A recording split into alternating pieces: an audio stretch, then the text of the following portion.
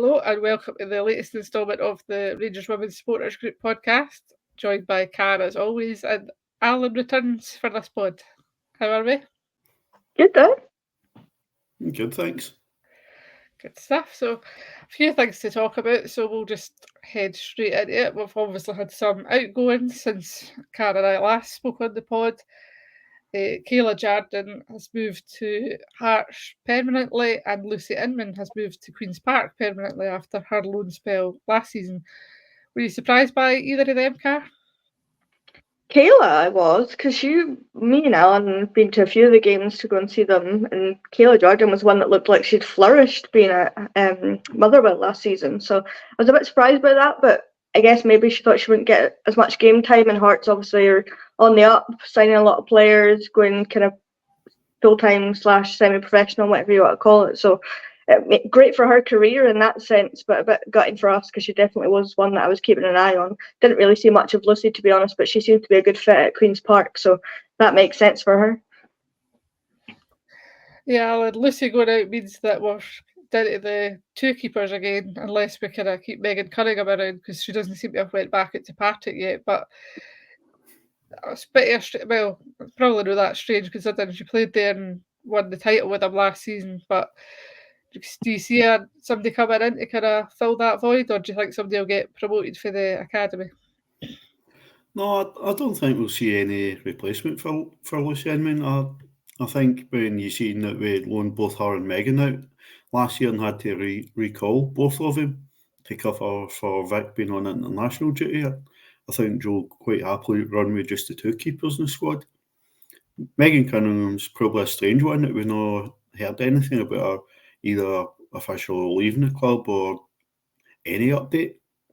Like Cara, I was a wee bit surprised that maybe Kayla Jardine been allowed to leave, but a 3-year deal at Hearts is absolutely magnificent for Kayla. So we'll get on to talking about the loans for this upcoming season, but it's clear to see that going to Motherwell has been a good move for Kayla, and when Laura Berry went there for 6 months.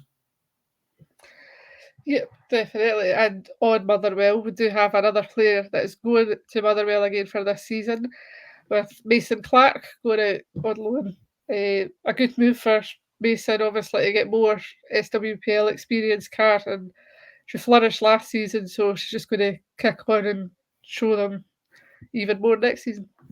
Yeah, I mean, it's good experience for her that she got, as much experience as she could at Hamilton, but Motherwell's, again, another step up, closer to the top 6 there in the SWPL, so definitely more. She'll get better service, and we know how good she is. I think everybody is noticing how good she is, so it's just another chance for her to get more experience and show everyone how good she is. But I just hope it doesn't, get too many eyes on her and somebody comes in for her and we don't get to see her do what she does in a Rangers shirt. But it seems like she's quite happy at Rangers, so if we can just get some more experience under her belt, and then she'll come back and she'll be outstanding for us, hopefully. Yep, and then we have a couple of defenders, both going to Livingston, Alan, and Summer Laird and Mia MacArthur. So Summer Laird was obviously at Spartans last year, never got much game time, so she's dropped into Livingston, which should mean that she would probably get more game time. So that'll be good for her to get more game time, a bit at a lower level, but they'll probably be fighting kind of to push up and try and get into the SWPL, so it'll be a good experience for her. Definitely, I think a good move for both Summer and Mia. Livingston obviously get promotion for the championship and were unlucky not to get into playoff ahead of Kilmarnock last season, so they'll be pushing and competitive in SWPL too. So I think both girls will flourish at Livingston if they're given a chance. Yep, definitely. And a player that we have seen previously, Car, and I think she's the future Debbie Vance, so if she's listening to this, no pressure. But Casey McKenna goes to Spartans, so hopefully she gets more game time than Summer did last season. But she's a good attacking kind of fullback in that kind of Rachel, Nick kind of mould, or Debbie Vance as we see her, because she was a bit stern looking and happy to get stuck in. So a good player, a good defender, and it'll be exciting to see how she gets on at Spartans. Yeah, it's definitely one that we've been keeping an eye on, definitely one that we will see for the future. So hopefully Spartans will give her more game time than they did previous players that have gone there, but it's definitely a higher level. I think she could have potentially joined the others and gone to Hamilton or somewhere like that, but Spartans is a team that seems to want to be fighting for things, obviously in the semi-final of the Cup last year, so it's a good move for her. Great experience opportunity for her, and definitely one that we'll be keeping an eye on, because she definitely is the future of our back line in a few years, so one I'm excited about, definitely. Yep, and then we keep our good relationships going with Hamilton. Alan, as we've got 3 players going out. We've got Kirsten Love, who's a midfielder, Sophie Townsley, who's a forward, and Abby Tobin, who is a defender. So basically a full kind of spiny a team that's going to go to Hamilton and kind of see if they can get some game time. Definitely. We've obviously, that's the 3rd season in a row we've flown players out to Hamilton, so we're obviously quite happy with how Hamilton are looking after and developing our players. Mason and Becca both played in a really poor and struggling Hamilton team last year, made a big impact. So let's hope the 3 girls go in there, find themselves in a more competitive team, and a more positive environment and get more time on the ball, because I'd expect Hamilton will want to bounce straight back. Yep, definitely. And finally, we've got Millie Payton, who's away to Queen's Park. She's a fullback. And we've got Maddie Maxwell, who's another one we've seen, who's a striker. She's away to Gartcairn. So I think Maddie will do quite well, get a few goals. Gartcairn are quite a good team for kind of attacking and that. So I think she'll do well. And Millie, another defender who's obviously going to Queen's Park, who we seem to be building a good relationship with as well. Yeah, I mean, they're good teams to go to. Gartcairn 1 that are obviously aiming for promotion, so pressure is on there. So it's a good kind of test without being at Rangers to understand that pressure of you've got to go in and try and win every game. So it's exactly what they need. So it's nice that we're building those relationships with teams that are just coming up or potentially looking to push up. So, but without the pressure that you have at Rangers, but it gives them that experience then. So it's definitely good that, Joe's keeping an eye, and Donald, I assume as well, keeping an eye on these youngsters and giving them that opportunity to go and get game time, go and figure out, where you are, what you're like, how you work under different coaches, that kind of thing, and then come back and they'll be assessed with whether they're staying or not. And hopefully they all stay and we just build a future team of winners. Yeah, and I would imagine, Alan, it's going to be similar to last season, where the girls train with the teams that are away, but are also in amongst the first team as well, like what Mason and Laura Berrien that have done last season.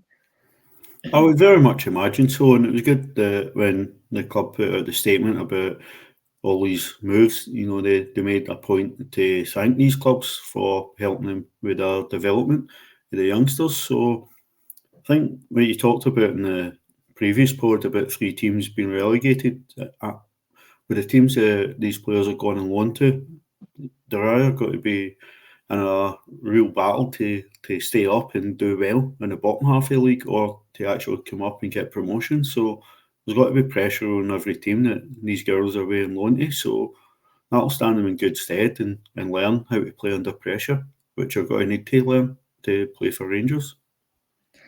Yep, definitely. So as always, we'll cover now lengthy loan report as we're doing our pods over the upcoming season even. So we'll obviously keep an eye on them and let everybody know how they're getting on. So that'll be good. So the other kind of news we've had was the Champions League draw card. We have been drawn against Arsenal. Also in the group, there was Atletico Madrid and Rosenborg. So the way it'll work is we'll play Arsenal.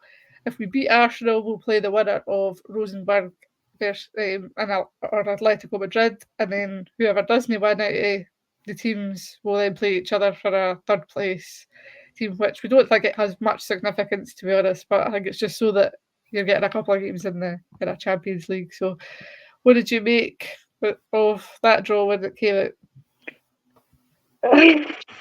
It's certainly one I wanted to avoid. I think I'd been saying that on the run up to it, just anyone but them. And then of course we're drawn to them. But last season they didn't have a great go of it in this round and got put out by Paris FC, which we took great joy in watching. So upsets can happen, so you never know. But it'll definitely be a good challenge for the girls. Definitely one that, it's not a Montrose, it's not an Aberdeen. You've got to go down there and play against some of the best players for, England and all over the world, and for them who are challenging for titles and whatnot. So it's definitely going to be a difficult challenge, but one I'm kind of looking forward to. And there's a little bit in the back of my mind saying that we could do it, and I hope the girls are all thinking they can do it, because it'd been incredible if we could. But it's just nice to be in it, and it just shows that we need to go and win this league this season, because that path is horrendous. We need to be in the easier path. So if that's not going to light a rocket under them to go and win this league, I don't know what will. Yeah, I think I had said that I was quite happy with it, because I thought you want to be up against the best teams, so why not kind of have a go against the best? And Jo had kind of said in her interview today that she was maybe one of the weird ones that was quite looking forward to the challenge, and obviously it's one of her former teams, so she's going to be quite looking forward to coming up against them as well. But as she also said, that there's probably nobody there for when she was around, but it's still a team she holds close to her heart. So good. What did you think of the draw, Alan? Were you happy with it, or were you hoping to get one of the lesser known teams that was a bit easier? I would probably have avoided Arsenal if I had my choice, but like you say, it would be special for Jo, and I don't think there's any sort of bigger team in that whole section of the draw that we could have actually drawn. So absolutely massive test for the team. One they'll absolutely be loving, and they'll be desperate to get their name on the team sheet to be lining up against Arsenal and see just where they stack up. Arsenal are obviously busy in the window, and believe we signed one of Barcelona's players this summer, so they'll be strong and flying. But listen, let's hope they take us for granted. If we are absolutely on our game and they're not, then maybe it gives us a chance. But the massive underdogs, don't get me wrong, but what a win it would be.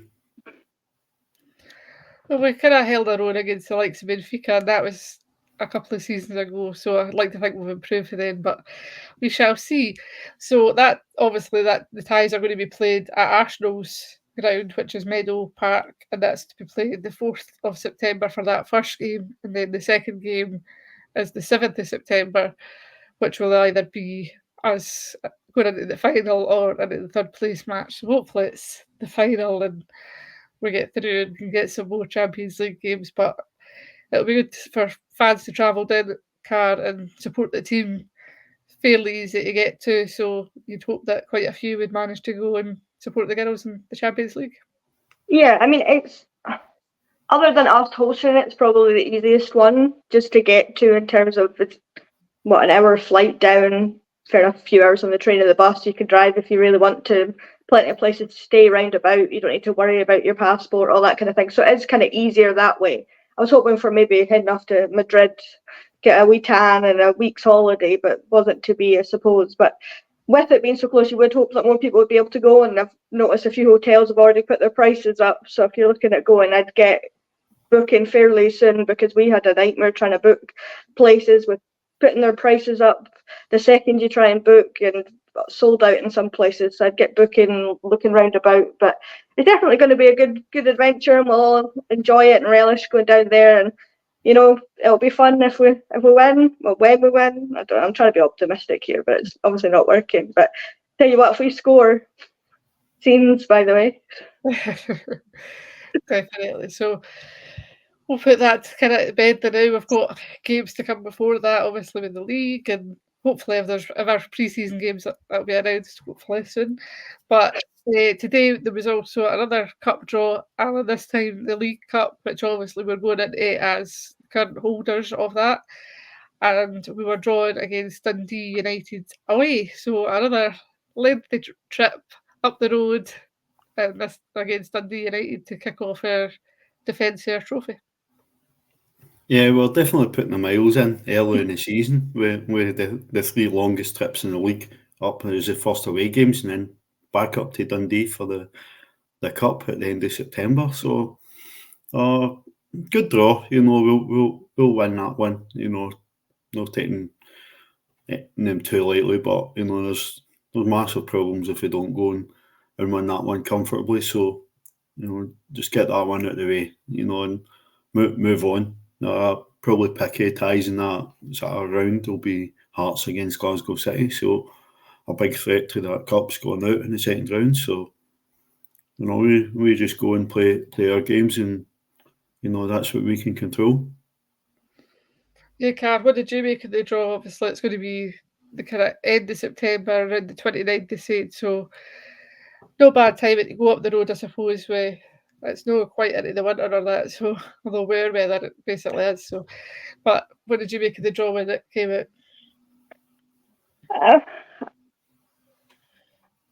Other than obviously the obvious ones, I wasn't really too bothered who we got. I was just hoping it wasn't going to be Aberdeen or Montrose, and then we got the next best thing was going up to Dundee. So it is what it is. It's an easy enough game. It's not a bad place to go. Now that they've got the stand, it's not too bad. It wasn't great before when you had to stand and you couldn't see very well. But as Alan says, should be one we win quite comfortably into the next round, get some minutes in the legs of, maybe the younger lassies and that. So definitely putting the mileage in the car and, first couple of months of the season, and then plain sailing to do the rest, hopefully.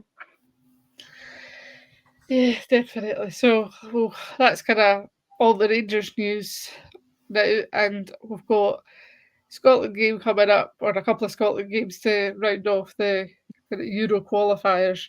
They play Slovakia and then Serbia. So as always, we were quite well represented. We've got 8 players away, so we've got Jenna Fife away, Leah Eddy, Nick Dock, Chelsea Cornett, Kirsty McLean, Brogan Hay, Kirsty Howitt, and Jane Ross. So no surprise that there's so many away, Alan, after how well they always do when they're away at camp. And good to see, obviously, Kirsty McLean in particular back in there after being injured. Definitely, or I think getting some game time for Kirsty McLean will be good. No very good timing, a week and a bit into pre-season, and then players going away on international duty. But whenever games are played, we want to be well represented, and the girls all go away and do themselves in a club proud. Last international break, we obviously saw Chelsea get a first goal, so she'll be flying into camp going into this one.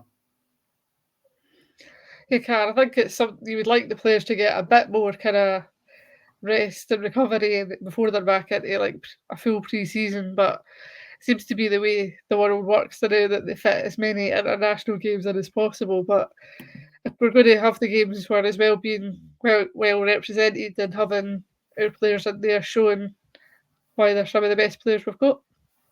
Yeah, I mean, I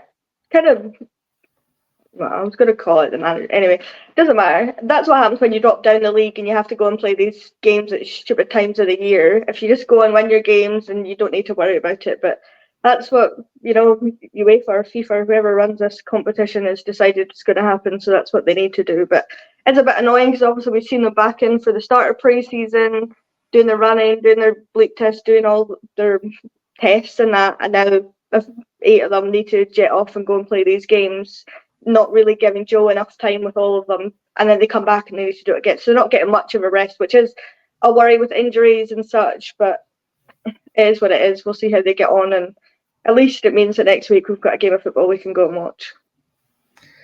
Yeah, and I think Raf's away as well after coming in, so she's obviously away with Northern Ireland as well. So leaves quite a few behind for obviously Joe to kind of work with Alan, but I suppose with the amount of youngsters we've got, they might be able to still get a wee 7-a-side game or something at training.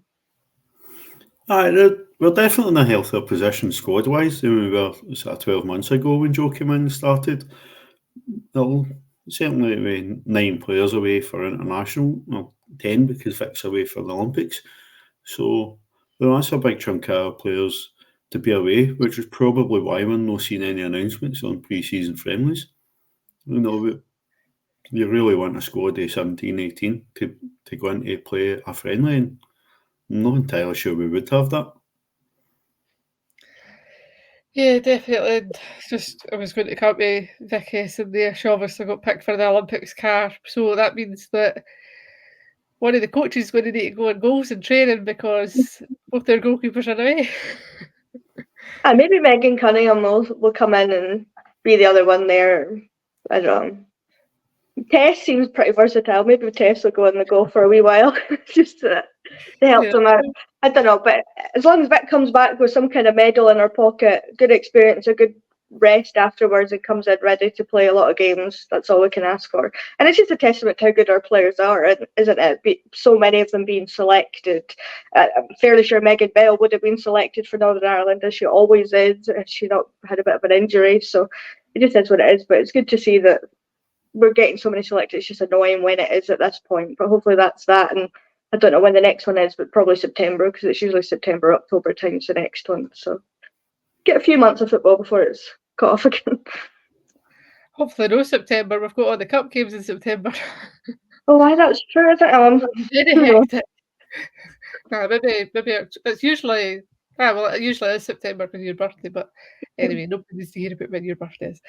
So the games will be played on BBC Scotland and BBC Alba, 6 o'clock kickoffs.